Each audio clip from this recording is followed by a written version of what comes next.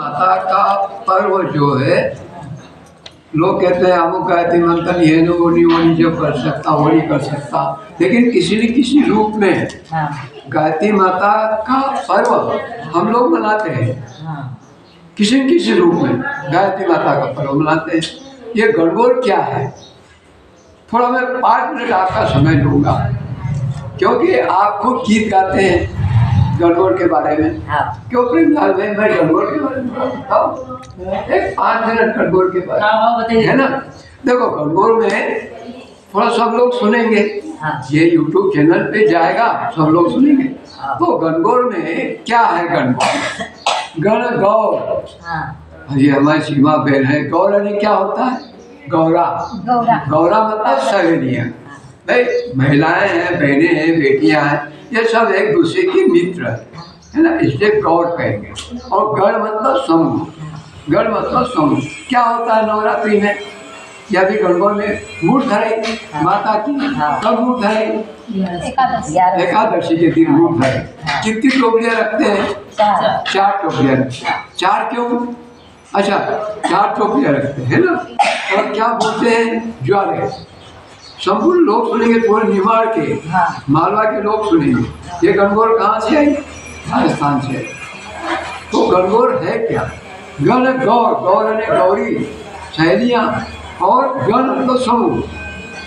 एक बहुत साल पहले बसंत निर्गुण ने दैनिक भास्कर में एक लेख लिखा था, कि इस तरह में गणगौर मतलब सभी सहेलियाँ, सभी मित्र सहेलियाँ अपने मायके आती हैं। अब मायके कौन, तो मैं तुमको पूछूंगा कि इसमें किन देवियों के नाम आते हैं, किनका मायके आते हैं। मूर्त धरई मतलब सहेलियाँ, मित्र सहेलियाँ मायके आई। मूर्त धरई मतलब मायके आई। कौन आई, रनुबाई, चलो नंबर 1 रनुबाई, गौरबाई, शहीद भाई, रोहन भाई, और लक्ष्मीबाई। 4 फिर से बोलो, गौरबाई। पहले रनुबाई। रनु मतलब कौन, रमापति रामचंद्र की जय, मतलब राम की पत्नी और सीता। पर रनु का रमा अर्थ राधा का भी होता है, राधा में भी रमा होता है। भगवान कृष्ण की आह्लादिनी शक्ति राधा, तो 2 अर्थ हुआ। रमा का मतलब रनु है। चलो दूसरा गौरबाई, गौर मतलब गौरा, गौरा मतलब पार्वती, है ना। पार्वती किसकी पत्नी, महादेव की। थोड़ा सा समय लेंगे, अपन यज्ञ शुरू करेंगे, क्योंकि आज ये गणगौर का पर्व भी है और नवरात्रि भी शुरू हुई है। आप बहुत धन्य हैं, आपने तिथि बहुत की है, अच्छी, बढ़िया।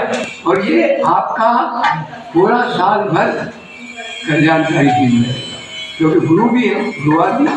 ऐसा योग कब आता है, ये योग की बात है। और फिर आचार्य कौन, 1973 में आने वाला है ना। तो हाँ, तो दूसरा नाम गौरबाई मतलब महादेव की पत्नी। तीसरा और शहीद भाई, शहीद मतलब सावित्री। मैं सीमा बहन से पूछूंगा, सावित्री कौन, सत्यवान की पत्नी। नहीं, उससे मतलब ब्रह्मा, शहीद मतलब सावित्री। कम गिर जाओ तो ब्रह्मा जी को नाम ले। तो मैं बता रहा हूँ ना, ब्रह्मा मतलब जो एक ब्रह्म, वेदों में एक ब्रह्म, सुनो, वेदों में एक ब्रह्म कहा, क्योंकि उसने सृष्टि उत्पन्न की, इसलिए उसका नाम ब्रह्मा। तो ब्रह्म की वेदों के अनुसार चलो, ब्रह्म की शक्ति कौन, चैतन्य शक्ति गायत्री। और क्योंकि गायत्री मतलब छांदोग्य उपनिषद में कहा है और वृदारण्यक उपनिषद ने कहा है कि जो गाने वाले का त्राण करे, ऐसे वो प्राण से प्राण जो करे वो गायत्री। ये ब्रह्म की चैतन्य शक्ति, क्योंकि संसार को वह उत्पन्न करती है, इसलिए उसका नाम पड़ा सावित्री। प्रसव करने वाली जो शक्ति है, एक ही शक्ति, प्रसव करने वाली जो एक शक्ति है, इसलिए उसी गायत्री शक्ति का नाम फिर क्या पड़ा? सावित्री। इसको हम अपरा शक्ति कहेंगे। चैतन्य शक्ति मतलब गीता के अनुसार गायत्री शक्ति, और गुरुदेव के अनुसार पदार्थ विज्ञान सृष्टि को उत्पन्न करने वाली अपरा शक्ति मतलब सावित्री। तो सही तो भाई नाम याद आ गया। तो ये शहीद भाई का ये त्योहार है, तो ये पर्व गायत्री का त्योहार है कि नहीं? है ना। अब चौथी कौन रह गई? रोहिणी। ये किसकी पत्नी? चंद्रमा। चंद्रमा। मतलब मैं थोड़ा बताता हूँ। ये रोहिणी कौन है? रोहिणी कौन है? नहीं, शहीद को तो समझा ही दियो। सही समझेगी। चौथी रोहिणी। देखो देर से भले यज्ञ हो जाए, पर आज इस यज्ञ को पूरा नीमाड़ और मारवाई नहीं, पूरा भारतवर्ष देखेगा। तो चौथी रोहिणी भाई। फिर रोहिणी भाई कौन? ये कौन है रोहिणी? किसकी पत्नी है? चंद्रमा की। तो मैं एक बात बताता हूँ, राजा दक्ष की 60 कन्याएं, ध्यान दो, राजा दक्ष की 60 कन्याएं, उसमें से 13 कन्याएं किसको दी? कश्यप ऋषि को। 13 कन्याएं कश्यप ऋषि को दी, और कश्यप ऋषि की पत्नी अदिति, और अदिति से 12 आदित्य उत्पन्न हुए, 11 रुद्र, 8 वसु और 2 दूसरे। ऐसे समस्त देवता पशु पक्षी सब अदिति से उत्पन्न हुए, और दिति से असुर उत्पन्न हुए, और विनीता से गरुड़ और आदि सब उत्पन्न हुए। तो सारी सृष्टि किससे उत्पन्न हुई? कश्यप। तो 13 कन्याएं कश्यप को दी, और 27 कन्याएं चंद्रमा को दी। पर चंद्रमा रोहिणी को ज्यादा प्यार करता था, इसलिए आज भी हम रोहिणी को याद करते हैं। तो मूठ धराई, तो मूठ में कितनी टोकरियां रखी?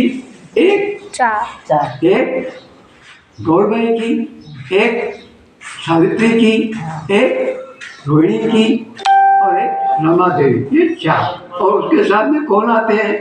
धन्य राजा। तो भाई देखो, तो बसंत निर्गुणे का ये कहना है जो मायके आई, मतलब राजा दक्ष के आई। किसके आई? राजा दक्ष के। तो भगवान विष्णु ने कहा, अरे ईश्वर राजा बोले ना तुम जाओ यार, क्योंकि दक्ष से तुम्हारा संबंध ज्यादा है। और ब्रह्मा जी ने भी कह दिया ये सब हमारी इकट्ठी हो गई। तो सही था भाई, रोहिणी और राजा दक्ष की जितनी भी कन्याएं थी वो सब मायके आई, मतलब। और फिर महिलाएं क्या गाती है? गीत शानदार। और महिलाएं कौन? आप महिलाएं नहीं है, आप सुंदर नहीं है, आप सीमा नहीं है, आप रंजना नहीं है, आप प्रकृति है। ब्रह्मा की पत्नी कौन? सरस्वती। सरस्वती आनंद देने वाली, और सावित्री, गायत्री, सावित्री, सरस्वती, गौरा, ये प्रकृति है। और प्रकृति मतलब ये नारी। नारी भी लक्ष्मी रूपा है, नारी भी विष्णु रूपा है, लक्ष्मी रूपा, सरस्वती रूपा। तो नारियां बड़ी प्रसन्न होती है और नौ दुर्गा को पास चलता है। तो देखिए कितना आनंददायक है। तो निर्गुण के कहना है कि मैते आ रही है और नृत्य करती है, और सारा संसार पूरा नीमाड़ और मालवा आनंदमय होता है। आइए हम इसके बाद में हम यज्ञ शुरू करते हैं। अब आगे की कथा हम बाद में कहेंगे, पर इतना जरूर है कि मैंने इस गीत पर तुम्हारे महिलाओं के गीत को मैंने देखा, बसंत निर्गुण का लेख मैंने पढ़ा, फिर मैंने शोध किया, और मैंने ओझरा में गणगौर के तुमने जो गीत गाए उसका मैंने शोध किया, और फिर मैंने इसको जोड़ा और अध्यात्म से जोड़ा। ये प्रकृति रूपी पर्व है, तो वो लीलाएं कर रहे हैं। आइए अब हम यज्ञ करें। पृथ्वी की आपकी 6 कर्म करेंगे। हम देवता बनना